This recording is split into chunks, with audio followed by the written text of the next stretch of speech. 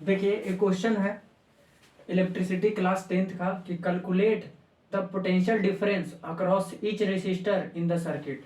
ये कोई सर्किट दिया हुआ है, इलेक्ट्रिक सर्किट, ठीक है ना। और इस सर्किट में करंट जा रहा है और इसमें आपका रेसिस्टर लगाया हुआ है। ये डिवाइस है, 4 ओम का कोई रेसिस्टर है, 6 ओम का कोई रेसिस्टर है, 10 ओम का कोई रेसिस्टर है, ठीक है ना। और इसको कनेक्ट कर दिया गया है। अब पूछ रहा है कि आप हर रेसिस्टर के सिरों पर पोटेंशियल डिफरेंस निकालिए। Find the potential difference across each resistor. Her resistor के अक्रॉस में, हर रेसिस्टर के सिरों पर कितना पोटेंशियल डिफरेंस है वो निकालिए। अच्छा, पोटेंशियल डिफरेंस को हम लोग वोल्टेज भी बोलते हैं, पोटेंशियल डिफरेंस को हम लोग वोल्टेज भी बोलते हैं।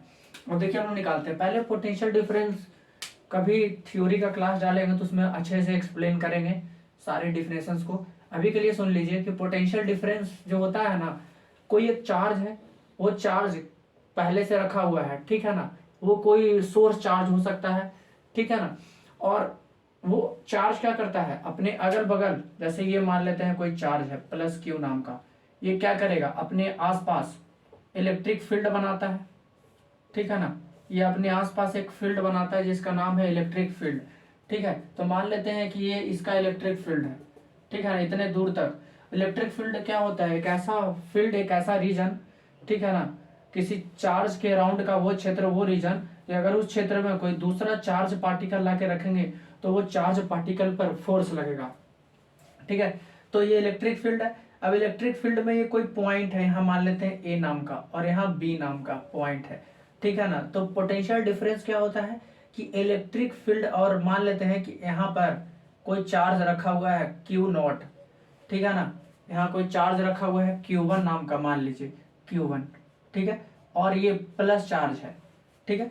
तो पोटेंशियल डिफरेंस अभी के लिए शॉर्ट में समझिए कि इलेक्ट्रिक फील्ड में 2 पॉइंट्स गिवन है।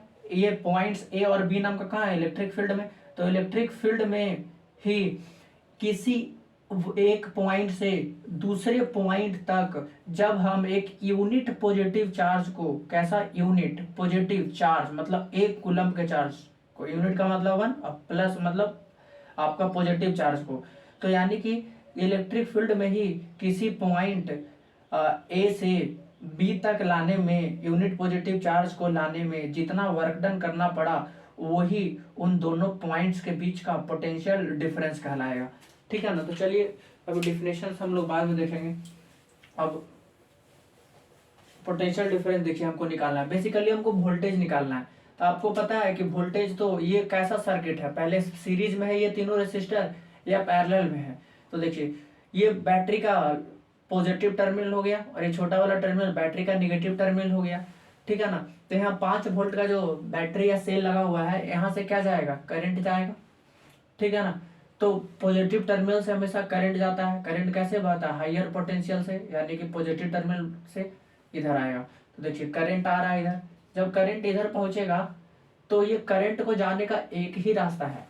जितना भी करंट 4 ओम में जाएगा उतना ही करंट 6 ओम में जाएगा, उतना ही करंट 10 ओम में जाएगा, क्योंकि रास्ता एक ही है। तो जो करंट इधर से चला है, रास्ता एक ही है, तो करंट को ऐसे ही निकालना पड़ेगा। यानी कि 4 ओम में, 6 ओम में, 10 ओम में सेम करंट जाएगा, ठीक है ना। तो अगर सेम करंट हर रेसिस्टर के अक्रॉस में करंट सेम रहेगा, तो करंट सेम रहता है, तो ऐसे सिचुएशन को हम लोग क्या बोलते हैं कि ये सीरीज कॉम्बिनेशन में है, ठीक है ना। तो ये तीनों का तीनों सीरीज में है।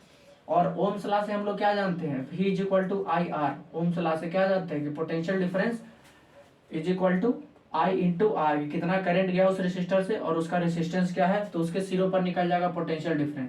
करंट तो सेम रहेगा, यहाँ पर करंट तो सेम रहना है तीनों में, क्योंकि रास्ता एक ही है करंट का जाने का, ठीक है ना। तो करंट सेम है, लेकिन रेसिस्टर का जो रेसिस्टेंस है 4 ओम, 6 ओम, 10 ओम, ये रेसिस्टेंस तो अलग अलग है।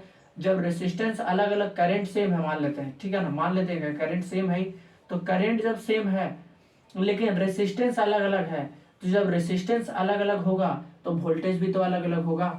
जब रेसिस्टेंस अलग अलग होगा तो वोल्टेज भी अलग अलग होगा। तो यानी कि हर रेसिस्टेंस के अक्रॉस में क्या आएगा, पोटेंशियल डिफरेंस अलग अलग आएगा, वोल्टेज अलग अलग आएगा, ठीक है। तो निकाल लेते हैं। मान लेते हैं कि यहाँ पर 4 ओम के अक्रॉस में जो यहाँ पोटेंशियल डिफरेंस है वो V1 है, ठीक है ना। यहाँ पर मान लेते हैं कि यहाँ पर आपका जो पोटेंशियल डिफरेंस है 6 ओम के अक्रॉस में, उसको हम मान लेते हैं V2, ठीक है ना। और जो यहाँ 10 ओम के अक्रॉस में जो पोटेंशियल डिफरेंस है उसको मान लेते हैं V3। यहाँ का पोटेंशियल डिफरेंस V1, यहाँ का V2, यहाँ का V3। अब निकालते हैं। तो पहले देखिए हमको पोटेंशियल डिफरेंस निकालना है हर के अक्रॉस में। तो पोटेंशियल डिफरेंस निकालने के लिए क्या चाहिए हमको, करंट, और जहां निकाल रहे हैं उसका रेसिस्टेंस, और कितना करंट बह रहा है उस रेसिस्टेंस में वो चाहिए। तो करंट तो है नहीं मेरे पास, तो सबसे पहले करंट निकालना पड़ेगा। और करंट कैसे निकालेगा, टोटल करंट निकालना है। तो टोटल वोल्टेज कितना है और टोटल सर्किट का रेसिस्टेंस कितना है, आर इक्विवेलेंट। तो पहले क्योंकि ये सीरीज कॉम्बिनेशन में है, ये सीरीज में है, सबका सब तीनों सेम करंट जा रहा है। तो सीरीज में अगर आर इक्विवेलेंट निकाले, आर इक्विवेलेंट कितना होता है, ठीक है ना। आर इक्विवेलेंट मतलब कि ये तीनों रेसिस्टेंस को अगर हम हटा देंगे तीनों रेसिस्टेंस को, तो एक कितने ओम का रेसिस्टेंस हम लगाएं अकेला जो वो तीनों जैसा बिहेव करे, ठीक है ना। तो यानी कि तीनों को हटाकर इनके इक्विवेलेंट में, इनके बराबरी के एक रेसिस्टेंस निकालना है, लगाना हमको। तो आर इक्विवेलेंट कैसे निकलता है सीरीज में, R1 plus R2 plus R3। Series में तो कैसे निकलता है, आर इक्विवेलेंट आर टोटल, तो जितने भी रेसिस्टेंस है सबको सीधा जोड़ देना है। तो R1 कितना है 4 ओम, R2 कितना है 6 ओम, ठीक है, R3 कितना है 10 ओम। तो टोटल रेजिस्टेंस यानी कि आर इक्विवेलेंट कितना आ गया सर्किट का, तो आर इक्विवेलेंट आ गया आपका 4 6 10 और 10 आपका 20 ओम। 20 ओम का रेजिस्टेंस है, ठीक है ना। टोटल सर्किट का रेजिस्टेंस आर इक्विवेलेंट कितना है 20 ओम। तो करंट निकाल लेते हैं, V इक्वल टू क्या होता है आई आर। तो कितना है सर्किट का टोटल वोल्टेज, यहाँ पर पोटेंशियल डिफरेंस 5 वोल्ट, वोल्ट ऐसा यूनिट है पोटेंशियल डिफरेंस का। तो 5 है, आई नहीं पता, रेसिस्टेंस कितना है 20। तो यहाँ से आई निकाल लेते हैं हम, करंट बराबर क्या हो जाएगा 5/20, 5/20 तो कितना हो जाएगा 1/4, ठीक है ना। और 1/4 करने का मतलब अगर इसको पॉइंट में आप कन्वर्ट करना चाहते हैं तो लिख सकते हैं 0.25 एम्पेयर।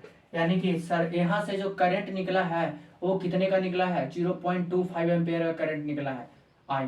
तो 0.25 एम्पेयर 4 ओम में उतना ही करंट, 6 ओम में भी 0.25 एम्पेयर, 10 ओम में भी 0.25 एम्पेयर। तो निकाल लेते हैं पहला V1, तो हर रेसिस्टेंस का क्रॉस में। तो 4 ओम के अक्रॉस में कितना पोटेंशियल डिफरेंस है V1। तो V1 निकालना है। तो V1 है पोटेंशियल डिफरेंस। तो पोटेंशियल डिफरेंस क्या होता है I इंटू आर। तो करंट कितना गया V1 में 4 ओम में, तो 4 ओम में करंट गया है 0.25 एम्पेयर, क्योंकि करंट तो सब में सेम रहेगा, तो जो करंट यहाँ से निकलेगा वही सब में जाएगा। तो करंट है 0.25 एम्पेयर। और आई आर कितना है यहाँ पर रेसिस्टेंस 4, तो 4 से मल्टीप्लाई कर देंगे तो कितना आ जाएगा 25 चौको 100, और आपका 100 आ गया। लेकिन 2 अंक के बाद पॉइंट था, 2 अंक के बाद पॉइंट दे दिए, इतना वोल्ट, यानी कि 1 वोल्ट आ गया, ठीक है ना। तो यानी कि 4 ओम के अक्रॉस में यहाँ पर कितना पोटेंशियल डिफरेंस है 1 वोल्ट का।